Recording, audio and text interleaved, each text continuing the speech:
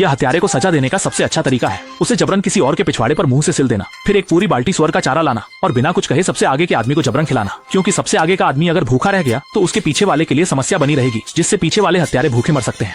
हालांकि आगे के भाई बहुत बदबूदार निकाल रहे हैं, लेकिन जीवित रहने के लिए पीछे के लोग भी घृणा को सहते हुए मजबूरन वो ओनली निकल रहे हैं। 3 दिन और 3 रातों की लगातार निकासी के साथ मल की बदबू ने हथियारों को पूरी तरह से न सहने योग्य बना दिया है और निराश होकर वे विरोध करने की कोशिश कर रहे हैं, लेकिन अब उनका मुंह मजबूती से जुड़ा हुआ है। चाल में हत्या करने वाले कितना भी संघर्ष करे, यह व्यर्थ है। सभी को अच्छे से खाने को मिले, इसके लिए विचारशील जेलर रोज वहां जाकर ध्यान से उनकी स्थिति की जांच करते हैं। अगर वह पाते हैं कि कोई अपना मुंह नहीं खोल रहा है तो उसके लिए इंतजार में होगा एक बॉलो। प्रत्येक दिन जेल में हथियारों को लाया जाता था। शुरुआत में उन्हें लगता था कि जेल के पुलिसकर्मी उनका कुछ नहीं कर सकते और उन्होंने वार्डन को उकसाना शुरू कर दिया, लेकिन इसके बाद का दृश्य उन्हें जीवन भर याद रहेगा। ऊपर के वार्डन ने तुरंत संजाहरण बंदूक निकाली, तेजी से संजाहरण गोली लोड की और बिना कुछ कहे हत्यारी कोयल को निशाना बनाकर गोली चला दी। जब सभी बेहोश हो गए तब तुरंत कैन रेन की सजा का आदेश दिया।